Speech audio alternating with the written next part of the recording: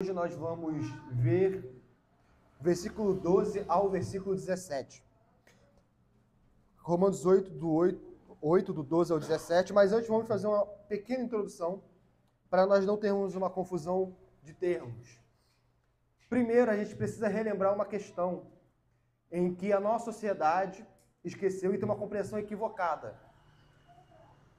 Segundo a palavra de Deus, meus irmãos, porque hoje nós vamos tratar o seguinte assunto: filhos e herdeiros. O apóstolo Paulo vai chegar em Romanos, nós que somos justificados pela fé, nós que estamos no processo de santificação. O apóstolo Paulo, que nós já falamos aqui no versículo 8, ele está querendo, ao final do capítulo 8, nos dar a segurança da salvação em Cristo Jesus.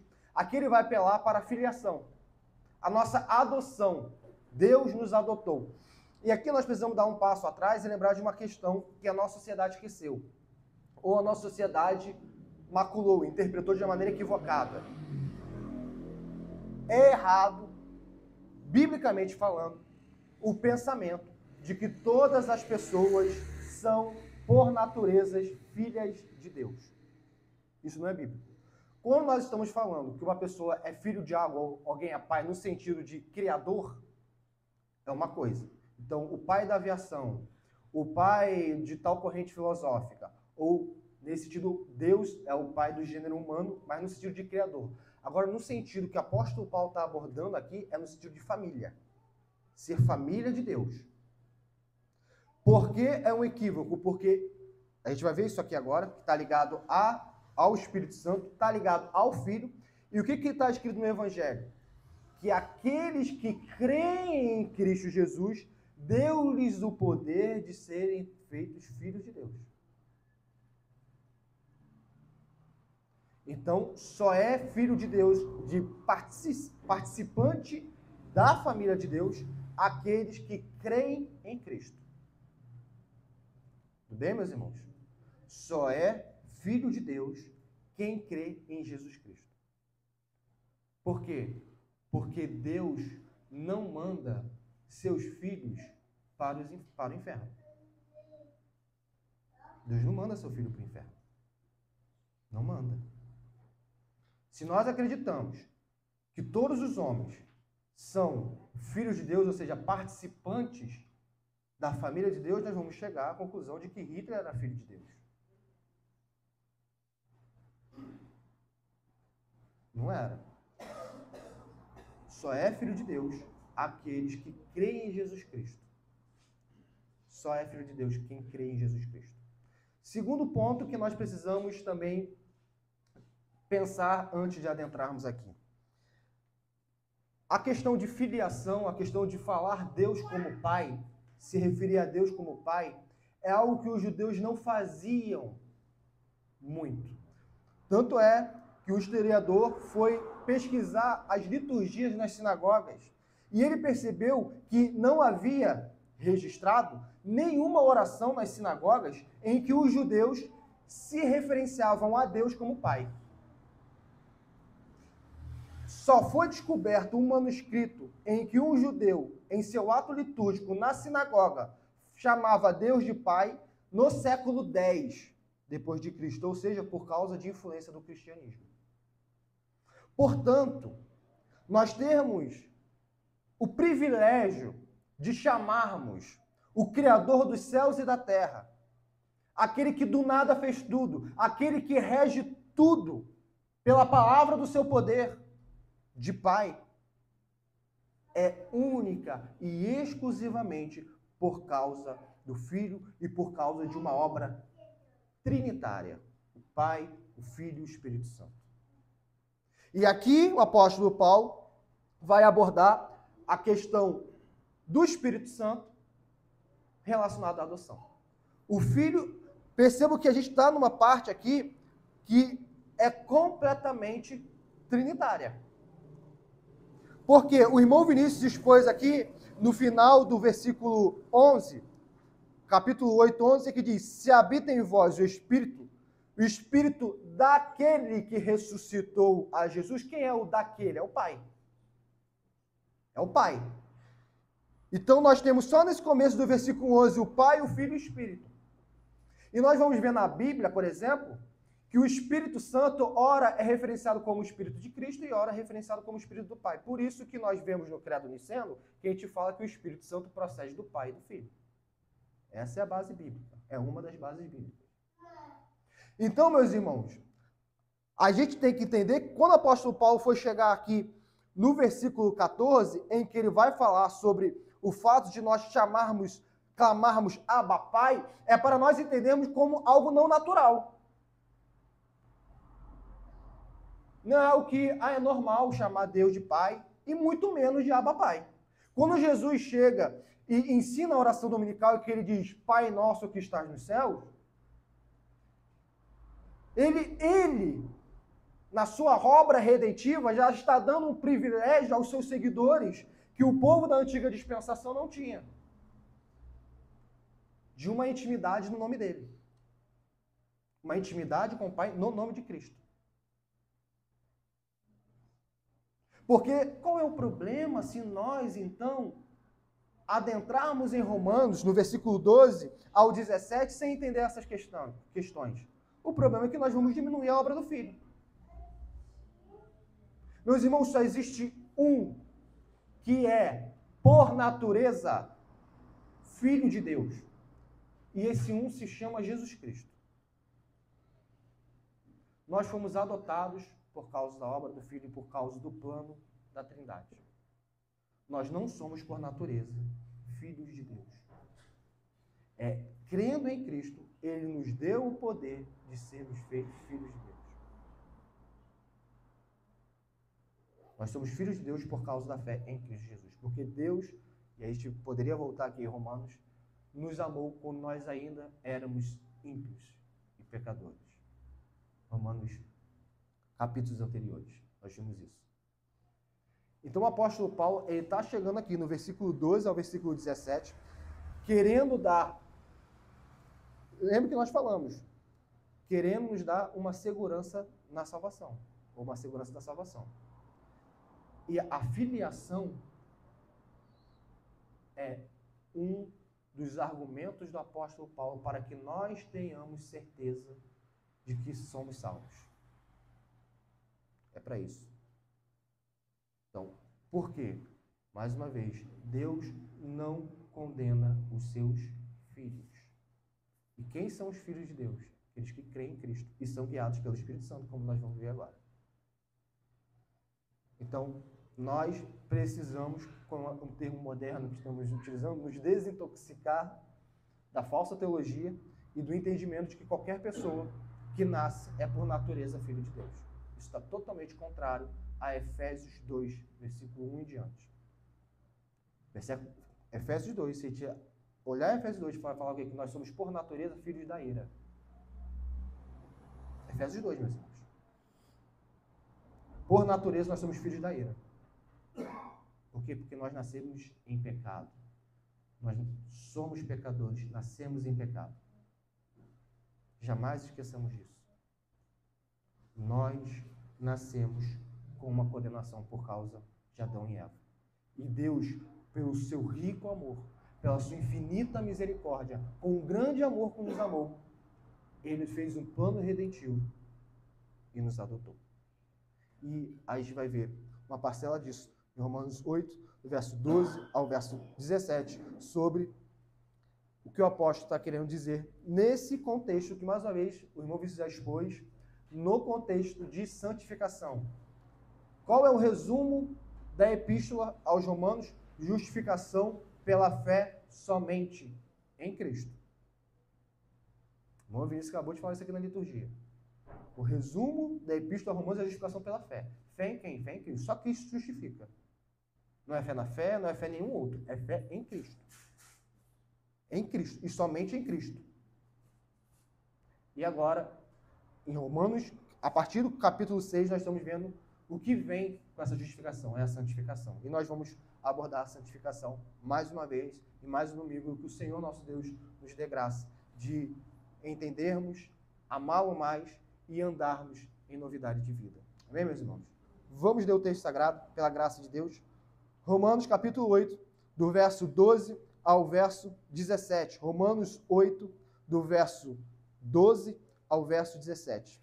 Diz assim a palavra de Deus em Romanos, capítulo 8, versículo 12 em diante. Assim, pois, irmãos, somos devedores, não à carne, como se constrangidos a viver segundo a carne. Porque se viverdes segundo a carne, caminhaste para a morte. Mas se pelo Espírito mortificardes os feitos do corpo, certamente vivereis. Pois todos os que são guiados pelo Espírito de Deus são filhos de Deus. Porque não recebeste o espírito de escravidão para viverdes outra vez atemorizados, mas recebeste o espírito de adoção baseado no qual clamamos: Abba, Pai. O próprio Espírito testifica com o nosso espírito que somos filhos de Deus. Ora, se somos filhos, somos também herdeiros, herdeiros de Deus e co-herdeiros com Cristo. Se com Ele sofremos, também com Ele seremos glorificados. E até aqui, meus irmãos.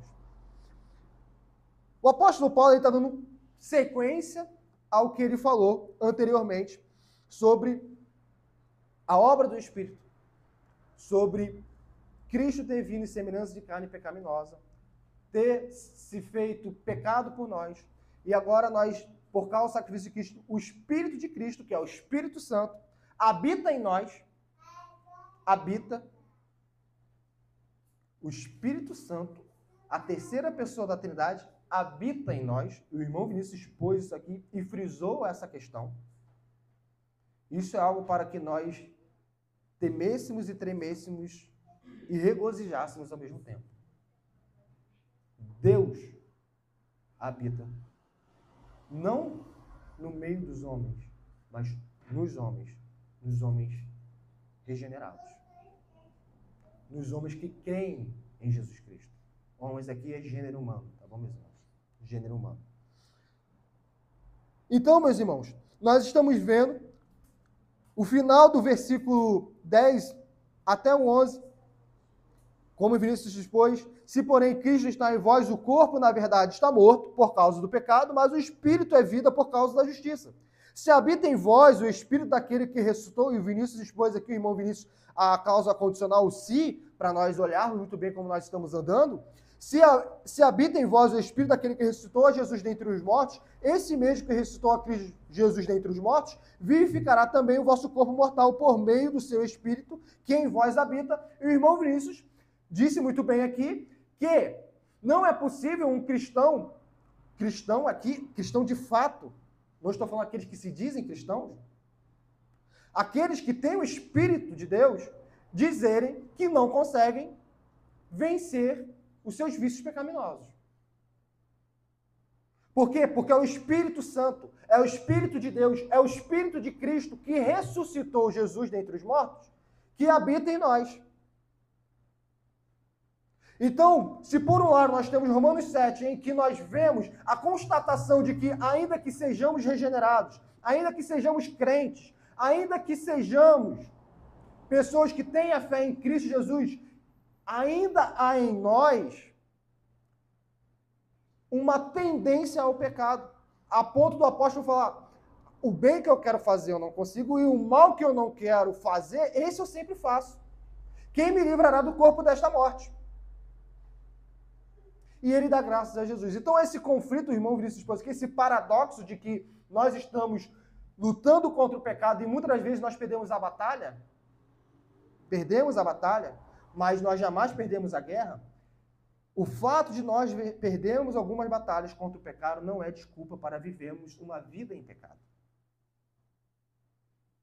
Porque quem habita em nós é o Espírito de Deus. É o Espírito daquele que ressuscitou Jesus Cristo dentre os mortos. Assim o apóstolo Paulo dá sequência ao seu argumento, que foi o que o irmão Vinícius expôs semana passada. Assim, pois, irmãos, por causa do Espírito, dessa obra, somos devedores. A quem? A quem nós somos devedores? Porque ele vai dizer, somos devedores não à carne. A ideia aqui, podemos dizer, é uma ideia financeira. É como se nós tivéssemos um credor. Outrora, antigamente, nós tínhamos o credor chamado pecado. E nós tínhamos que pagar o pecado todo dia. Assim como alguém que financia a sua casa, todo mês tem que pagar o financiamento? Assim nós, antes de Cristo, antes da conversão, nós tínhamos, a gente já viu isso, um senhor em nossas vidas chamado pecado. E nós pagávamos, vamos colocar assim, esse financiamento, esse tributo a ele. Nós éramos devedores. Mas o apóstolo Paulo, e o pecado aqui é a carne, essa carne pecaminosa, o apóstolo Paulo diz assim, pois, irmãos, por causa disso que falei agora pouco, ou seja, que o Espírito Santo habita em vós, e que esse Espírito é aquele que ressuscitou Jesus Cristo dentre os mortos, nós não somos devedores à carne. Ou seja, nós não precisamos mais viver uma vida de pecado. Porque essa dívida com a carne nós não temos mais. Nós somos devedores a quem? Ao Espírito Santo. Essa é a ideia. No sentido de viver para Ele. Essa é a ideia aqui. O apóstolo Paulo não vai concluir o argumento, mas o Espírito Santo ele vai saltar do texto. O Espírito Santo, e mais uma vez, ele te ressalta. Enquanto o capítulo 7, o apóstolo Paulo, ele entra nesse conflito difícil e agonizante em determinadas partes, de que nós não conseguimos vencer, nós não conseguimos ter uma vida em santidade como nós gostaríamos de ter. Capítulo 7 é isso? Porque nós caímos em pecado. E ele fala muito de si mesmo. No capítulo em que é a certeza da salvação, no capítulo em que é a vitória sobre o pecado, a quem ele toda hora se referencia? Ao Espírito Santo. Ao Espírito Santo.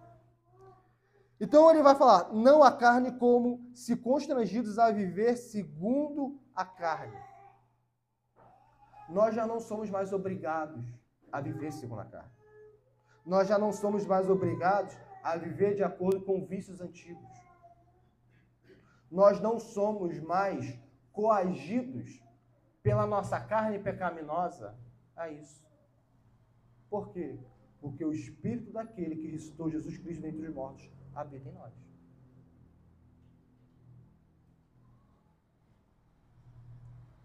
Não é algo inevitável ficar no vício do pecado. Pecamos porque vacilamos. Pecamos porque não vigiamos. Pecamos porque muitas das vezes alimentamos mais o velho homem, o velho estilo de vida, do que a nova vida em Cristo Jesus. Pecando aqui que eu digo em viver em pecado. E o apóstolo Paulo vai continuar a sua justificativa. Ele entra no argumento, ele continua, porque, versículo 13, porque se viverdes, ou seja, se escolher, se vós quiseres escolher este caminho de viver segundo a carne, achando que é possível, como o irmão viu sua esposa aqui há muitos domingos atrás, que é possível essa falácia de cristão carnal. O cristão carnal é aquele que tem Jesus como Salvador, mas não como Senhor. Isso é uma falácia? Não, eu tenho Jesus, mas eu sou muito imaturo, eu ainda vivo muito em pecado. Não existe cristão carnal, não existe isso. Por quê? Porque, mais uma vez, a gente vai frisar isso. Porque o Espírito daquele que ressuscitou Jesus Cristo dentre os mortos habita em vós. Não é a capacidade humana de não pecar mais. É o próprio Deus que opera em nós. Seu querer e o seu efetuar. E ele diz, se vós quiserdes viver segundo a carne, o que vai acontecer? Caminhais para a morte. Por quê? Porque o salário do pecado é a morte. O salário do pecado é a morte. Então, se queres seguir esse caminho de cristão carnal, vamos colocar assim. Por quê? Porque o público dele é cristão, tá? O público, Romanos aqui, ainda mais essa sessão, ele está falando vós. Quem é o vós aqui? É a igreja de Roma. É a igreja de Roma. Então ele está recusando completamente essa hipótese de cristão carnal. Como que ele recusa isso? Morte eterna. Morte eterna. Quem é cristão verdadeiramente não passará pela segunda morte. a morte eterna. Não passará. Isso é uma certeza. Então, se queres viver segundo a carne, caminhas para a morte. Mas, se pelo Espírito mortificardes o feito do corpo, certamente vivereis. Dois caminhos. Viver segundo a carne, morte. Certo. Agora, viver segundo o Espírito implica em morte para a vida. Morte do quê? Do corpo. Do velho homem.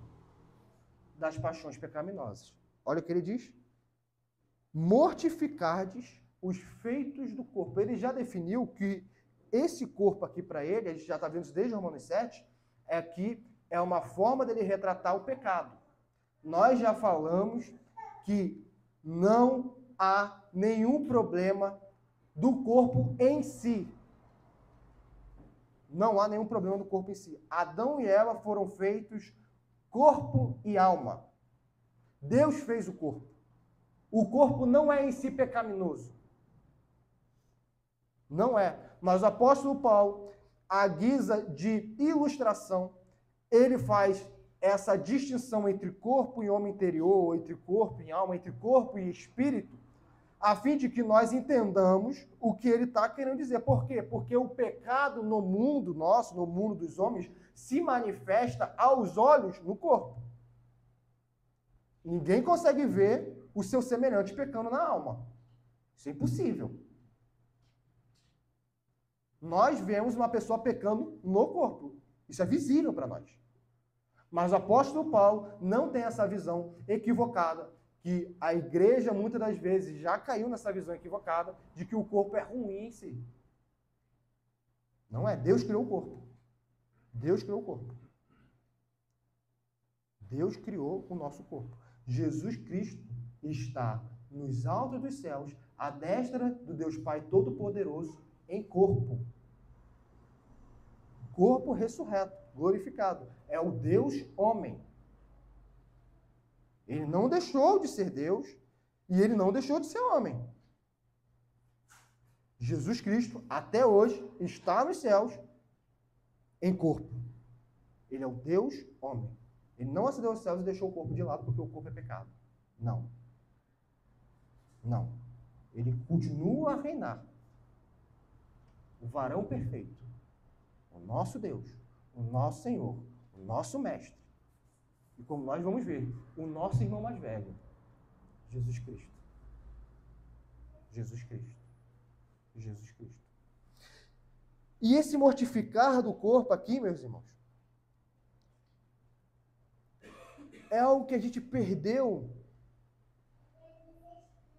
na caminhada cristã, ou talvez jamais tenhamos encontrado nesse presente século. O mortificar, aqui é um termo forte, é para ser forte. Aqui, meus irmãos, o apóstolo Paulo está falando de, nessa luta pela santidade, nesse processo de santificação, nessa obra do Espírito Santo, para nós sermos santos, nós devemos ter uma disposição de uma violência santa contra nós mesmos. Nós não devemos andar neste mundo de maneira passiva. Algumas vezes nós caímos em pecado porque nós somos reativos. Se nós entendemos que nós estamos em guerra contra o nosso eu, contra o nosso homem interior que quer que quebremos a lei de Deus, o homem exterior que quer que quebremos a lei de Deus, enquanto o homem interior quer praticar a lei de Deus, se nós estamos em guerra contra o nosso velho homem, então nós devemos ser o quê? Proativos nessa guerra. Nós não devemos esperar o ataque de Satanás ou os impulsos do nosso ser. Vamos abrir em Mateus 5? Para nós entendermos a visão dessa violência santa, se assim a gente pode dizer,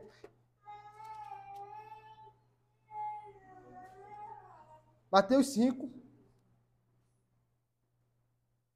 versículo 27 ao 32, mas nós vamos depois focar no versículo 29 e 30. Mateus 5, versículo 27, vai dizer assim, 5, verso 27. Ouviste que foi dito, não adulterarás. Eu, porém, vos digo, qualquer que olhar para uma mulher com intenção impura no coração, já adulterou com ela. Se o teu olho direito te faz tropeçar, arranca-o, lança-o de ti, pois te convém que se perca um dos teus membros e não seja todo o teu corpo lançado no inferno. Isso é Jesus falando. E se a tua mão direita te faz tropeçar, corta e lança-a de ti, pois te convém que se perca um dos teus membros e não vá todo o teu corpo para o inferno. Também foi dito, aquele que repudiar a mulher, dele cartas de divórcio. Eu, porém, vos digo, qualquer que repudiar sua mulher, exceto em ocasião de relações sexuais ilícitas, a expõe a tornar-se adúltera, e aquele que casar com a repudiada comete adultério. Mas vamos voltar ao versículo 29.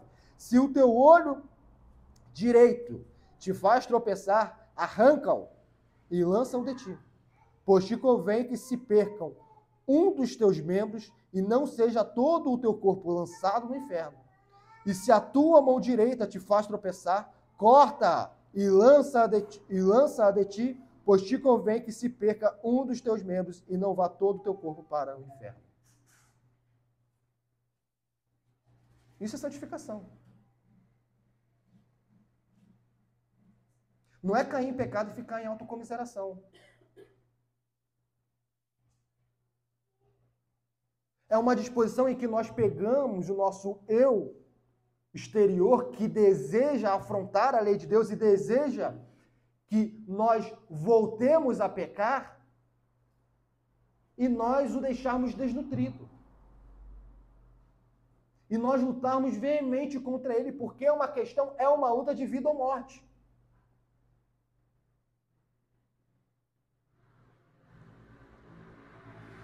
Nós não devemos achar que o processo de santificação não implica em labor, em trabalho, em uma canseira santa.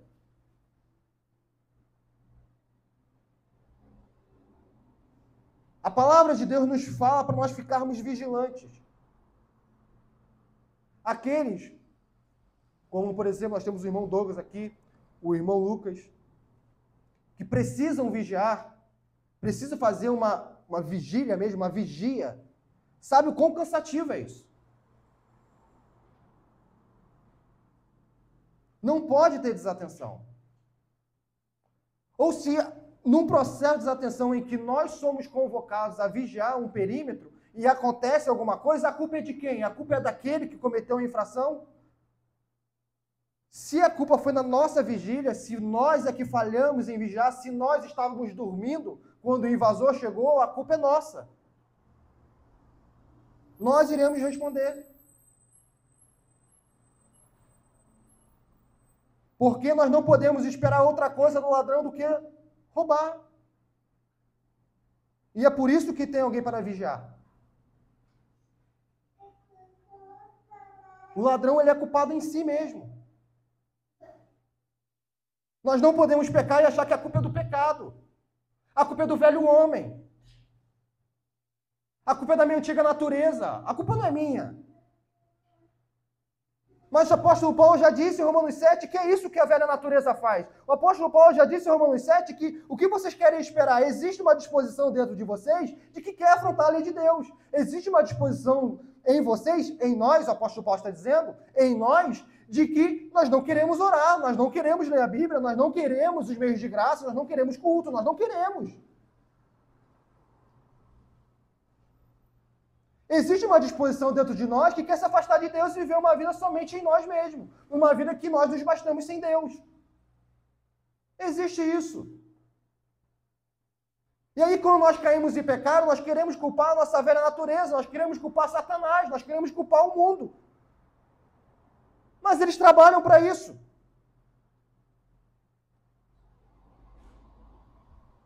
Enquanto nós não reconhecermos as nossas falhas, as nossas debilidades, as nossas culpas, nós nunca vamos crescer no processo de santificação.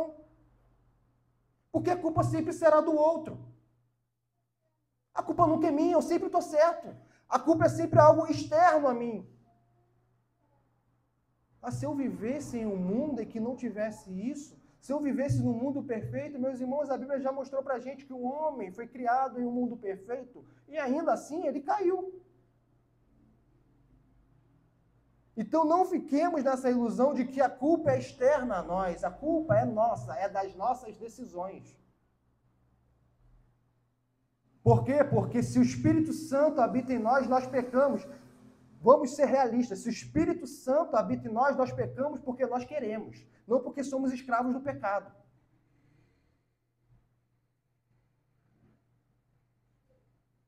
Se o Espírito Santo habita em nós, nós pecamos porque em determinado momento da nossa semana, em determinado momento da nossa vida, em determinado momento da nossa caminhada cristã, nós falamos, tá bom, eu já dei muito para Deus. Tá bom, chega. Eu vou tirar um tempinho para mim.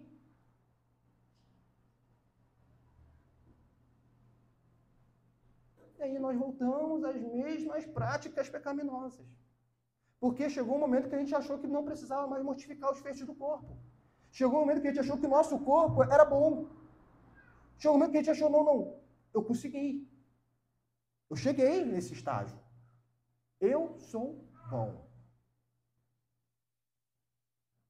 O irmão Vinícius expôs aqui, o reverendo Ricardo expôs aqui, debaixo desse sol, só existiu um homem perfeito que era plenamente bom.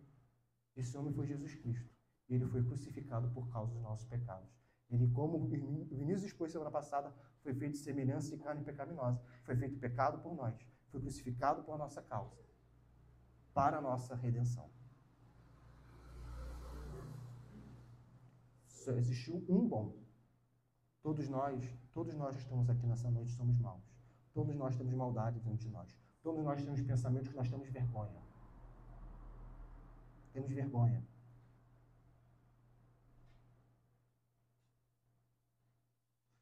Talvez se a nossa esposa soubesse os nossos pensamentos, nós ficaríamos constrangidos. Se o marido soubesse os pensamentos da esposa, a esposa ficaria constrangida. Os filhos do pai, os amigos.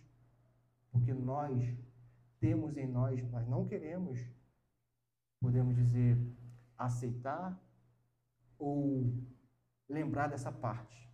Mas nós temos dentro de nós, e todos nós sabemos que nós temos uma parte de nós podre. E essa parte se chama velho homem. Essa parte se chama homem exterior. Essa parte se chama carne. Aqui em Romanos. E se nós não mortificarmos os feitos do corpo, essa parte podre, ela vai exalar um mau cheiro cada vez pior. E cada vez pior. Até que essa aparência de santidade que conseguimos manter, essa aparência de homem bom, de mulher piedosa, ela vai ruir. Vai ficar visível a todos o pecado. Vai ficar visível. O apóstolo Paulo está falando, mortifique. Mate o velho homem. E ele é difícil de matar. Ele é difícil. Nós estaremos em guerra contra ele até o nosso último suspiro nessa terra. Da criança ao idoso, todos têm o velho homem. Ninguém se livra dele. Ninguém se livra dele. Vamos voltar a Romanos capítulo 8. O apóstolo Paulo diz o quê? A morte da carne, se pelo Espírito mortificardes os feitos do corpo, certamente vivereis. Certo. O apóstolo Paulo, mais uma vez, meus irmãos, nós vamos ver isso. Não está, já foi exposto aqui, o apóstolo Paulo não está defendendo perfeição nessa vida. Ele está falando de um ímpeto de luta contra o pecado, de uma ação de mortificar os feitos do corpo. Ele não está falando que é possível nessa vida nós nos tornarmos plenos e seres imaculados, que não pecam. Ele não está falando isso. Versículo 14.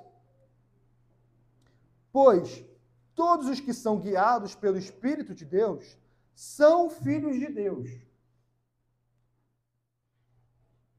Todo mundo, mais uma vez, todo mundo é filho de Deus? Não. Quem é guiado pelo Espírito. E nós já vimos quem é guiado pelo Espírito. São aqueles que estão vivendo em um processo de santificação. Meus irmãos, algumas pessoas, isso está dependendo do período de maturidade, de quanto tempo a pessoa tem de convertido, de circunstâncias, mas a santificação todos nós não temos o mesmo grau de santificação.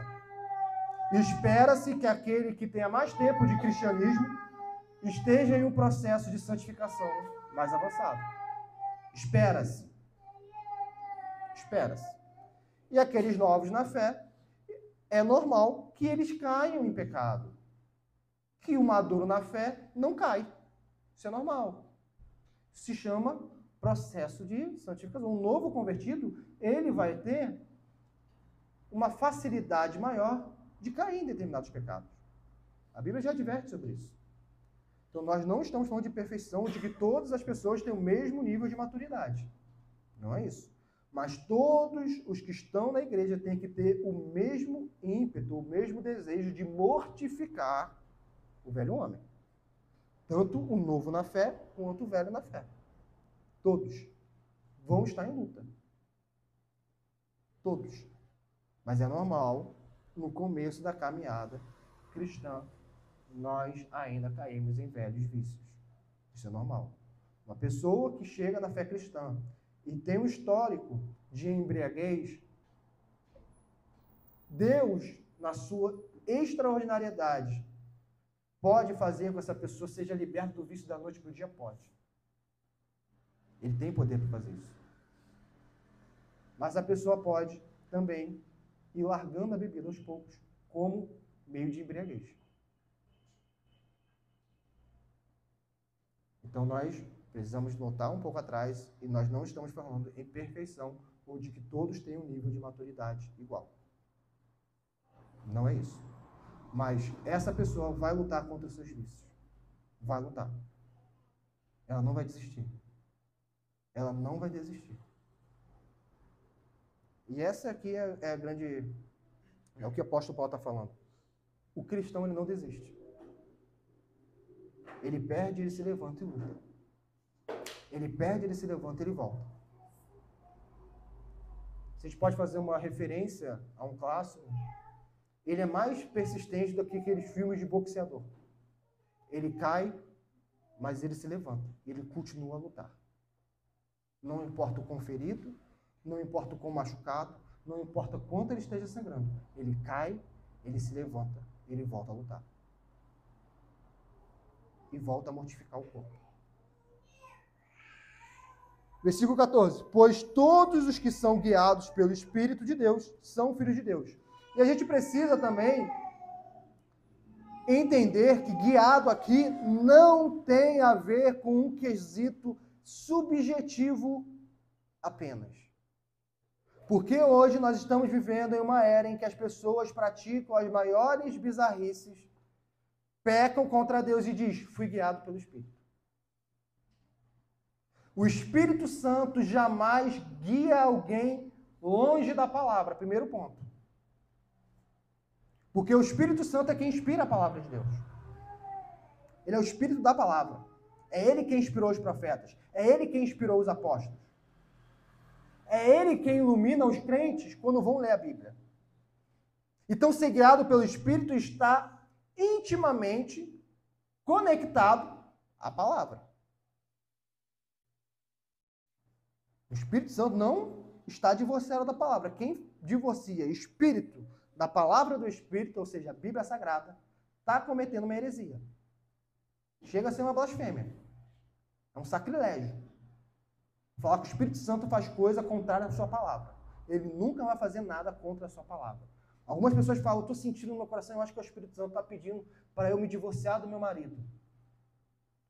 Porque nós não somos mais compatíveis. Não é o Espírito Santo, não. É o seu pecado. Porque a palavra de Deus diz que Deus abomina o divórcio. Não é o Espírito Santo. É o seu coração que está te enganando e está te fazendo cair em cilada. Deus é explícito, ele fala, eu abomino o divórcio. Existem situações que são exceções, que nós não vamos abordar, em que o divórcio é permitido. Mas, via de regra, o divórcio é uma abominação a Deus, aos olhos de Deus. É uma abominação. Aqueles que já cometeram esse pecado devem se arrepender. E Deus que perdoa, como nós vemos no nosso ciclo de fé, não há pecado tão grande que Deus não possa perdoar. Não há pecado tão grande que Deus não possa perdoar. Mas é a nossa carne que nos faz ir contra a palavra de Deus. Então, esse guiado aqui pelo Espírito não está ligado a algo subjetivo. E é guiado aqui, nós podemos dizer, é guiado o homem todo. O homem todo é guiado. Ou seja, a nossa vontade é guiada pelo Espírito. A nossa mente é guiada pelo Espírito, nossa consciência. As nossas emoções são guiadas pelo Espírito.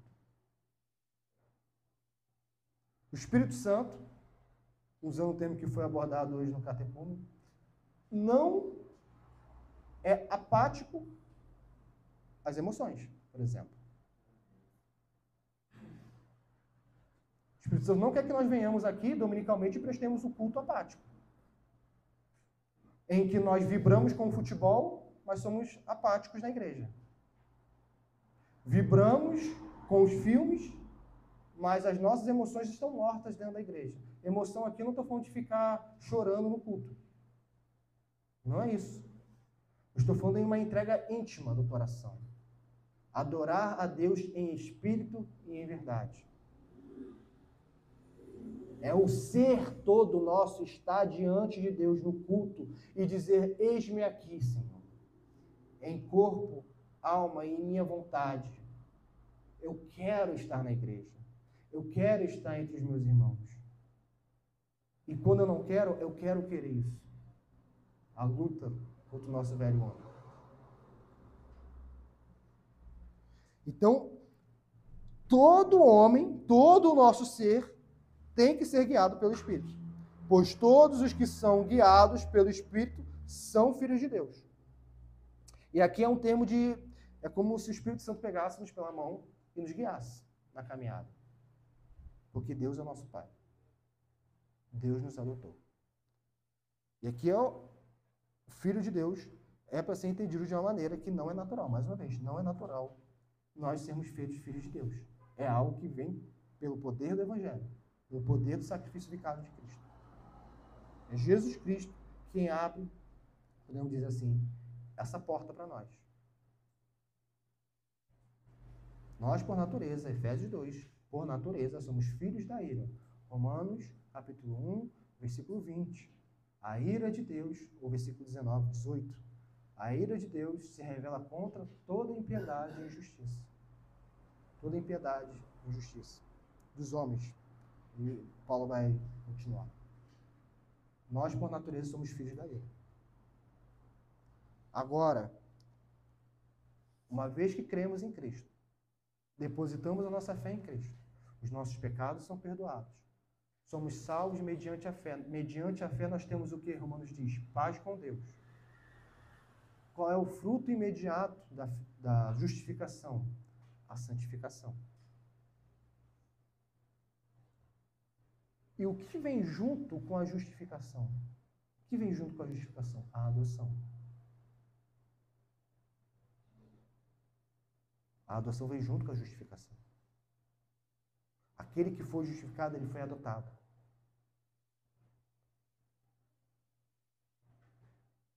E a diferença aqui, quando nós vamos para um orfanato e nós vamos adotar, o que nós buscamos? Nós buscamos, muitas das vezes, a melhor criança. Aquela mais quietinha, aquela mais comportada. Ou aquela que se assemelha mais conosco. Isso não é errado em si. Agora, quando Deus foi nos adotar, ele não viu o melhor. Ele viu doentes, ele viu leprosos, ele viu seres depravados, ele viu pessoas que não mereciam. E ainda assim ele adotou. E está conformando esses filhos que ele adotou à imagem do seu unigênito, Jesus Cristo. Deus não chegou no orfanato da humanidade e adotou os melhores. Não. Não. O fato de nós estarmos aqui demonstra que ele não adotou os melhores. Não foi os sábios desse mundo. Não foi os ricos. Não foi os poderosos. Foi os simples. Foi o doente. Foi aquele que é menosprezado. Via de regra ele adota, como está em 1 Coríntios. Via de regra ele adota. Para mostrar que o Evangelho é loucura para os homens. E ele faz com que os seus filhos sejam guiados pelo seu Espírito, o Espírito de Deus. Versículo 15. Porque, e aqui, meus irmãos, nós vamos chegar na parte da aplicação, nós devemos depositar nossa fé em Jesus Cristo e pegar essas certezas e pedir ao Espírito que fixe essas certezas no nosso coração. Porque não recebestes o espírito de escravidão. Satanás é a carne que quer falar outra coisa. Mas a palavra de Deus diz: vós não recebeste o espírito de escravidão para viverdes outra vez atemorizados. Não recebeste. Mas, o que nós recebemos? Nós recebemos o espírito de adoção, baseados no qual clamamos, Abba, Pai. A fé cristã já não tem mais a ver com terror. A fé cristã nos livra do medo. A fé cristã, ou seja, a fé em Cristo, nos livra da maldição da lei, de maneira que agora, nós que temos paz com Deus, nós não ficamos mais atemorizados. Porque se o Rei do Universo é propício a nós, se o Rei do Universo nos adotou, se o Rei do Universo nos chama de filhos, já não há mais motivo pelo qual nós outra vez vivamos com medo. Porque, e o apóstolo Paulo vai chegar no final de Romanos nessa conclusão. Porque tudo o que acontece na nossa vida foi predeterminado pelo nosso Pai, para o nosso aperfeiçoamento. Não para o nosso terror, não para o nosso temor, não para o nosso medo. Porque o final aqui do versículo 17 que a gente vai chegar, vai falar de sofrimento.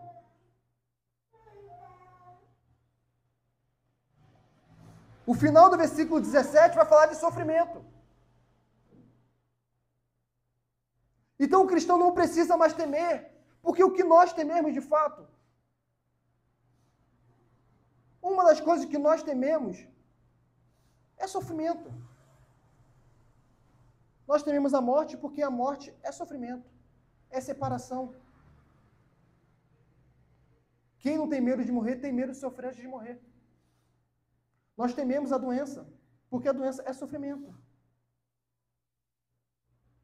Nós tememos a perda de um filho, porque isso é sofrimento. Nós não queremos sofrer. Não queremos. Mas o apóstolo Paulo, ele vai demonstrar que nós, não importa os desafios ou os percalços que tenhamos na nossa vida, entendamos que por causa da adoção, porque nós somos filhos de Deus, nós nos relacionamos com tudo o que está ao nosso redor de maneira diferente. Por isso nós não sofremos mais. Ou melhor, por isso nós não ficamos mais atemorizados, ainda que soframos.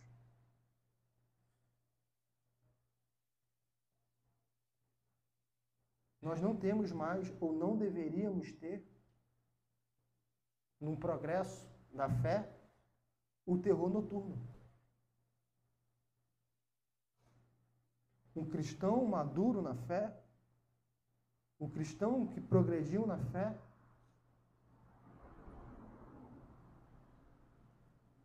ele não precisa dormir à base de remédios, porque ele está sempre com problema. Ele não precisa. Mas existe um momento da caminhada em que isso acaba acontecendo. Por quê? Porque o cristão, ele vai chegar, ou ele deveria chegar, a um momento de entender Romanos 8 e entender para que eu estou temendo. O que eu estou temendo? Eu estou falando de pessoas que não têm problemas, tá, meus irmãos? Pessoas que não têm problemas, doenças, de fato. Nós que temos o Senhor como Pai, nós não deveríamos viver com temor. O apóstolo Paulo aqui, isso aqui não é uma cláusula condicional ou algo para nós duvidarmos. Aqui é uma certeza que o apóstolo Paulo quer imprimir em nosso coração. Vocês não devem temer. Isso aqui é uma certeza que nós devemos pegar e aplicar no nosso coração na dependência do Espírito Santo. Nós não devemos temer. Porque não recebeste o espírito de escravidão para viverdes outra vez atemorizados, mas recebeste o espírito de adoção, baseado no qual clamamos, Abba, Pai. Se chamar Deus de Pai já é algo para o judeu difícil, falar com Deus na segunda pessoa, ou seja, falar diretamente com Deus. Porque os judeus, quando falavam Deus como Pai, era sempre na terceira pessoa, era uma passagem bíblica. Mas em oração era difícil isso acontecer. Falar Pai já é algo complicado para o judeu.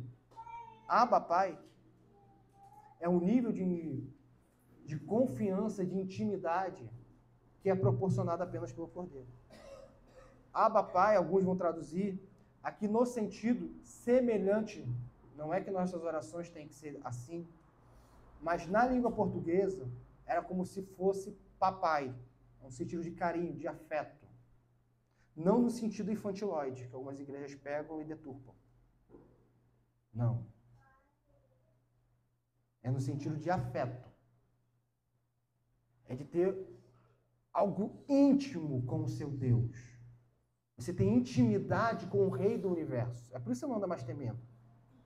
O Rei do Universo, aquele que fez o mar, que fez a terra, que fez o sol, que fez a lua, que fez todas as galáxias, esse Deus que você anda na rua e ele está dando fôlego de vida a todas as pessoas que você vê na rua, esse Deus é o seu Pai. Esse Deus te conhece. E em Cristo, aqueles que creem em Cristo, têm que ter a certeza que esse Deus quer o bem deles. E esses homens que têm a fé em Cristo chegam no recôndito de seus quartos, ajoelham-se e derramam o seu coração.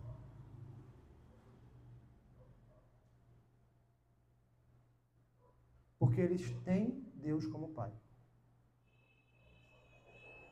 Um Pai íntimo. Um Pai íntimo.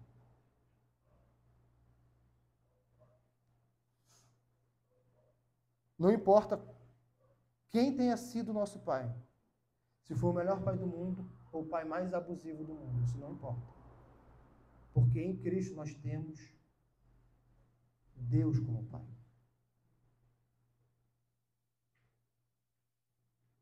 Nós não poderíamos almejar nada melhor.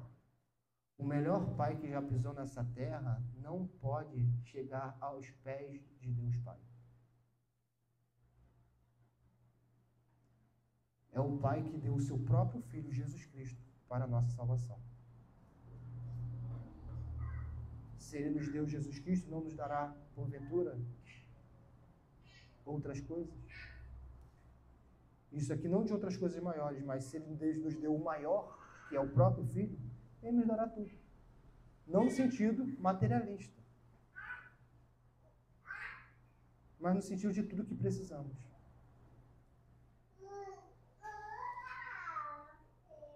E como que nós temos a certeza que Deus é o nosso Pai?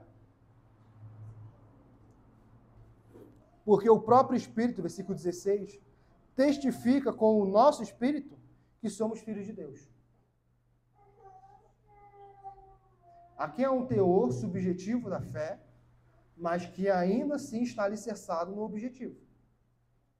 Então, por exemplo, se nós temos algo no nosso interior que está falando que nós temos que ter a certeza que somos filhos de Deus porque nós estamos caminhando em justiça, ou seja, porque nós somos bons, não é o Espírito que está testificando.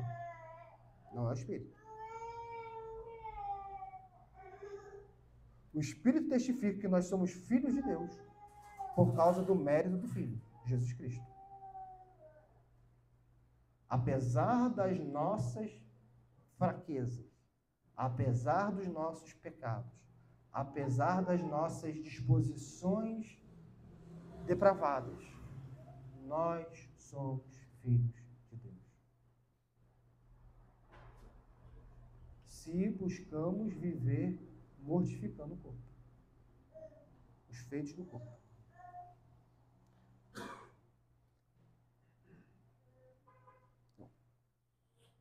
A questão mais perigosa, meus irmãos,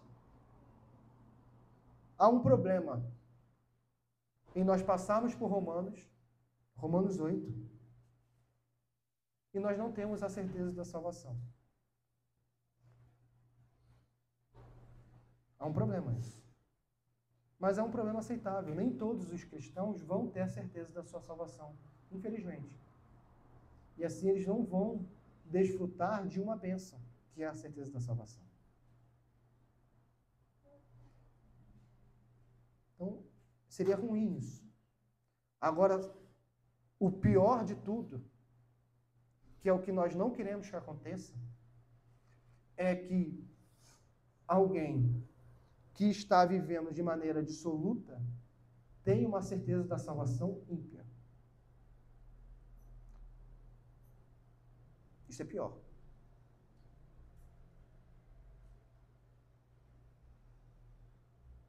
Quem está vivendo alheio à santidade, a não se importar com a santidade, a tanto faz como tanto fez, eu já não choro pelo meu pecado, eu já não me entristeço com o meu pecado, eu nem penso em Deus.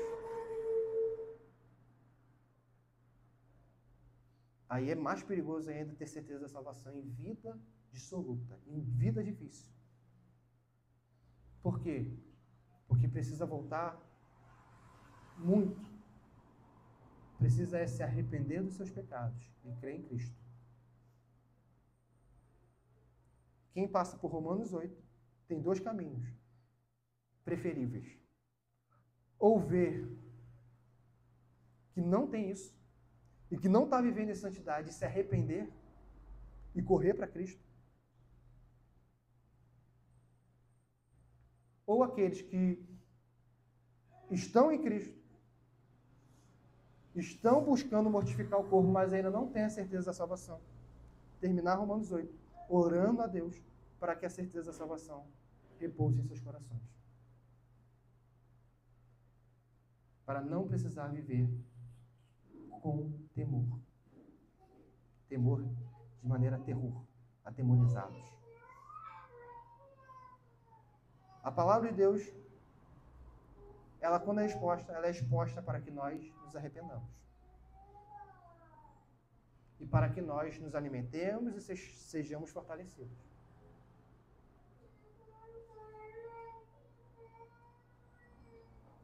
Versículo 17, para caminharmos para o final.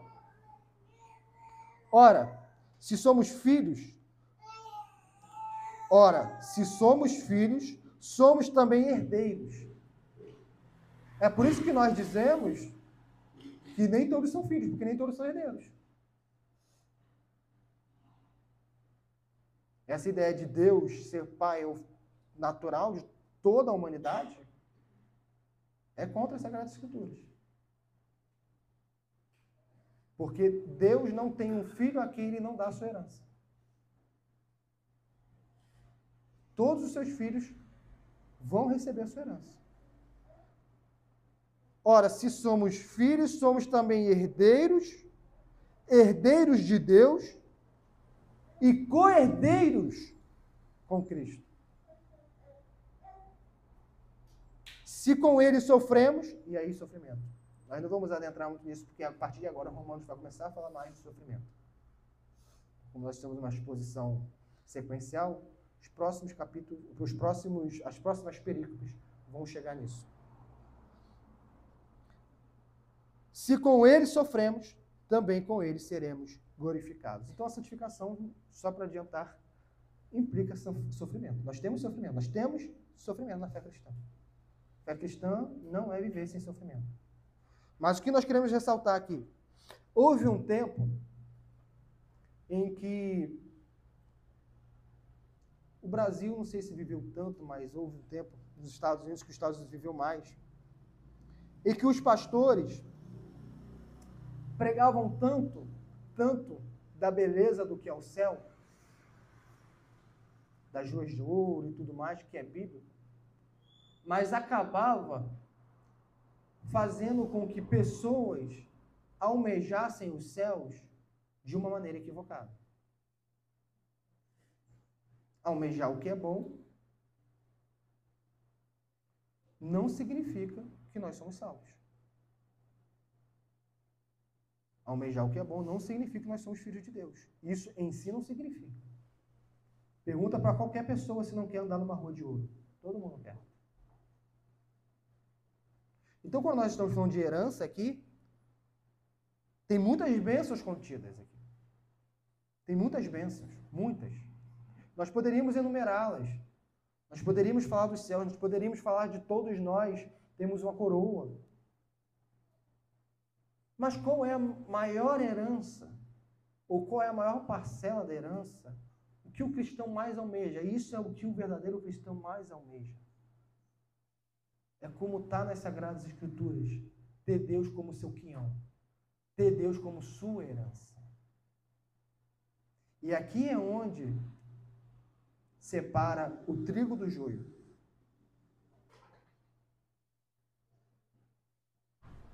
Porque querer ver entes queridos nos céus, todo mundo quer.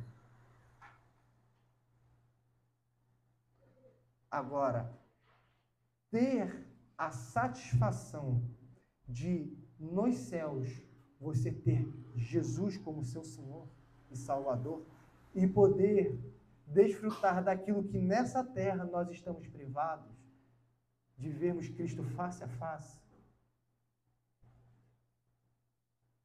Meus irmãos, nós que estamos em Deus, quando nós chegarmos nos céus, nós não vamos, em primeiro lugar, ir até os nossos entes queridos que foram antes de nós. Nós, quando chegarmos nos céus, nós não vamos querer ver os cristãos do passado, Moisés, Abraão.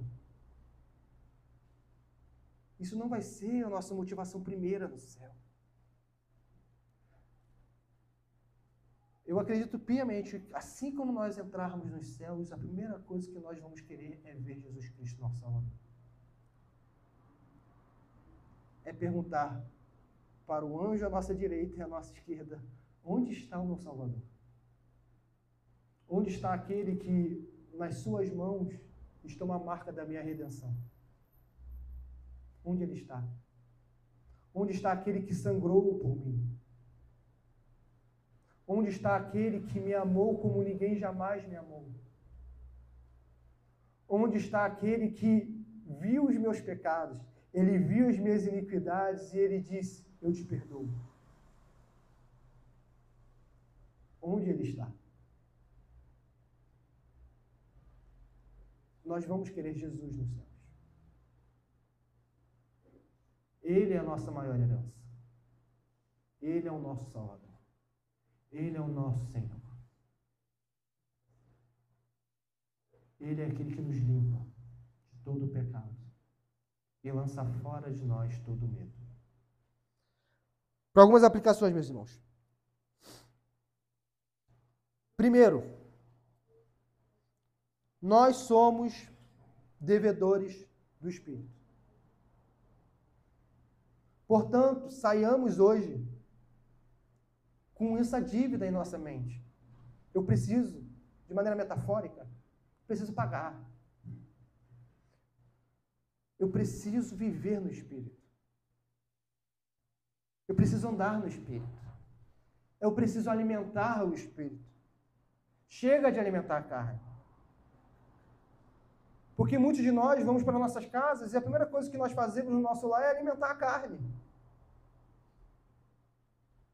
Chega. Basta.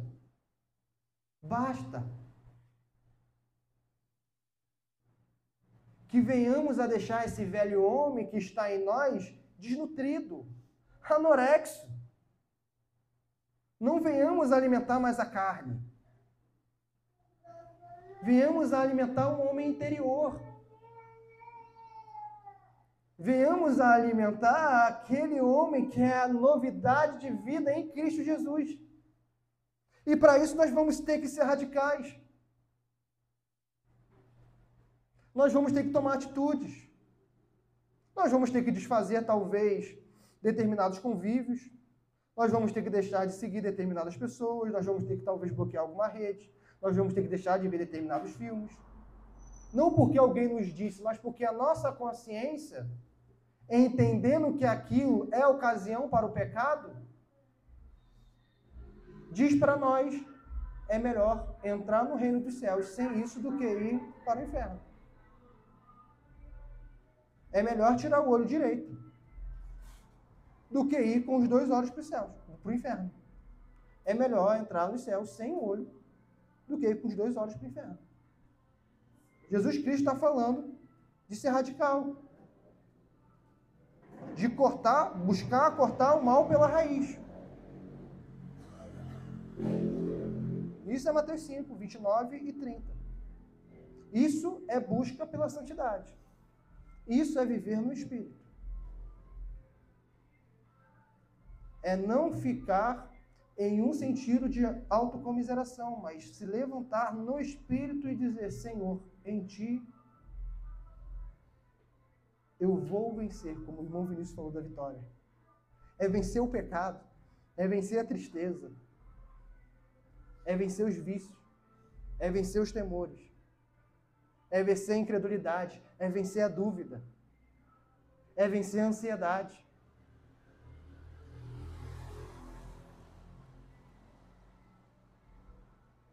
Nós somos devedores do Espírito. Então, vivamos segundo o Espírito. Primeira aplicação. Segundo, entendendo que o Espírito não atua divorciado da sua palavra, é impossível nós vivermos no Espírito sem ler a palavra. Se nós somos alfabetizados e nós conseguimos ler post do Instagram, do TikTok, de qualquer outra rede, nós temos a capacidade intelectual de ler a Bíblia. Se nós conseguimos ler notícia de esporte, de fofoca, nós temos, então, a capacidade intelectual de ler o texto sagrado. Então, no século XXI, ninguém pode dizer que não lê a Bíblia porque não tem capacidade. Poucas pessoas podem dizer isso numa sociedade alfabetizada. Se nós lemos a fofoca e sabemos tudo o que aconteceu na vida de um artista, nós conseguimos expressar: não, aconteceu isso. Então, peraí. Essa pessoa consegue ler e entender o que ela está lendo. se ela lê um noticiário de filme, de esporte, a ponto de passar isso para os seus colegas de trabalho, ela leu e entendeu aquele texto. Então ela tem capacidade. Primeiro ponto. E sendo um cristão, a capacidade, vamos colocar assim, natural de ler a alfabetização, uma coisa a pessoa tem. Agora é preciso de mais. É preciso do Espírito Santo. É preciso da iluminação para entender. Em Cristo nós temos. A fé em Cristo Jesus nos dá essa certeza. Nós temos o Espírito que nos guia a toda a verdade. O que Jesus disse? Eu não vos deixarei órfãos. Vou, mas enviarei outro Consolador. Nós não estamos órfãos. É esse Espírito que nos guia. É o outro Consolador. Ele nos pega pelas mãos no vale das nossas vidas e nos leva aos altos dos montes, no Senhor. No Senhor. Então, primeiro, ser devedor do Espírito, no sentido metafórico. Segundo, ser guiado pelo Espírito, porque o apóstolo Paulo diz que nós somos guiados pelo Espírito. Terceiro, uma vez que entendemos que Deus é nosso Pai, por causa da fé em Cristo Jesus, lutemos contra nós mesmos, contra todo o terror. Meus irmãos, nós temos o exemplo na fé cristã, na fé protestante, por exemplo, de Lutero. Um monge agostiniano, que é usado por Deus para a reforma protestante, e ele vivia com terrores, uma vez ou outra. Então, esses súbitos podem acontecer algumas vezes. Lutero, nesse seu momento de morte, ele duvidou se ele era um cristão de fato genuíno, se ele era um eleito. Mas ele voltou atrás e ele lembrou. Espera aí. Eu não sou alguém que vai para o céu porque eu mereço o céu. Eu vou para o céu porque eu creio que o Filho de Deus foi a minha justiça. Ele foi a minha justiça. Eu vou para o céu por causa de Cristo. E ele expulsa Satanás dos seus pensamentos. E morre com a certeza da salvação.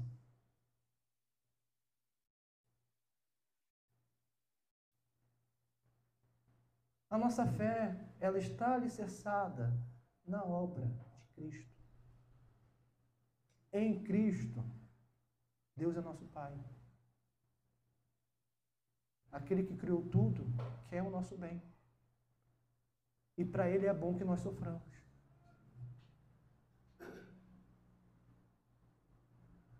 Para Ele é bom que nós soframos. Talvez para nos fazer mais humildes. Talvez para nos fazer mais dependentes dEle. Talvez para nos provar. Os motivos de Deus são insondáveis. Mas Ele é nosso Pai. E Ele quer o nosso bem. E nós que temos a fé em Cristo Jesus devemos ter essa certeza. Que Deus é nosso Pai. Nós somos filhos de Deus. E nós não devemos andar atemorizados. Não devemos. Podemos andar, mas andemos sabendo. Vai passar. É um momento.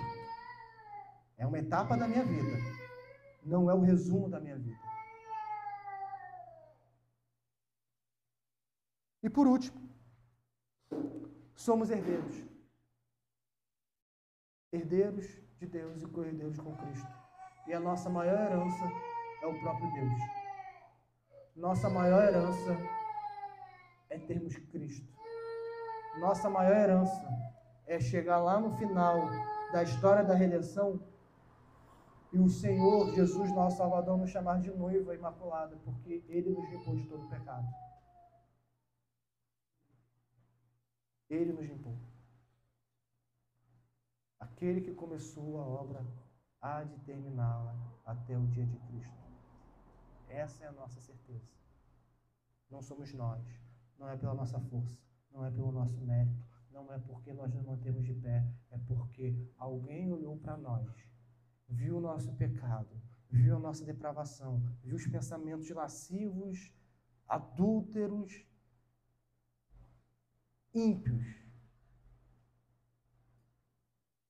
e nos amou, nos redimiu, nos chamou, está nos limpando, está nos tirando da lepra espiritual.